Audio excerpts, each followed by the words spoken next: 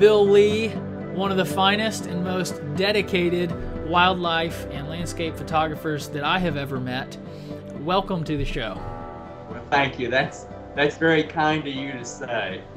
You know, for me, photography was a way to learn about animals that I love, and then to try to share with the general public just the truth about bears, the truth about the Everglades, and hopefully attach people to these subjects to the point where they'll take action on the subject's behalf. I think the fact that anytime there's any human-bear interaction, the headlines in the newspaper is always bear mauls. Yeah. I think journalists are taught that if you talk about bear, you have to use the word maul. Bill, do you have any stories that come to mind where you've been in the field with the camera, where you particularly felt alive as a result of the craft of photography? So I'm with this mother bear, and she's got 3 cubs, and I've been with her maybe 3 out of the last 4 or 5 days at that time. You know, we were pretty used to each other.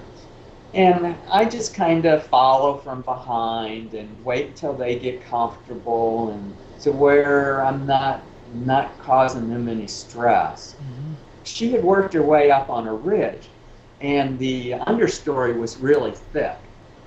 She and I had lost track of one of her cubs. And so she was quite a ways ahead of me down the ridge. And unbeknownst to either of us, her cub is behind me. And all of a sudden, her cub lets out a distress call. Oh. And immediately, Mom turns around and looks at me. And she starts coming running. And I just held my hands out like this and said, I don't have her. She stopped dead in her tracks, listening to me. There's something universal to bears about this. Wow. It's like, I'm not a threat to you.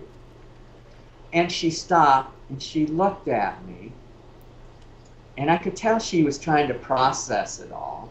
And about that time, the cub let out another distress call behind me, and she pinpointed it, and she went running by me, probably within 30 feet of me. And I just stood there, and she went and retrieved her cub. That's awesome. You know, and I always say, I've never met a bear I don't like, but I can't say the same about people. I feel a lot more comfortable in the woods with bears than I do, you know, in a social situation with people. Appreciate you spending time with us today here on the show. Thanks so much.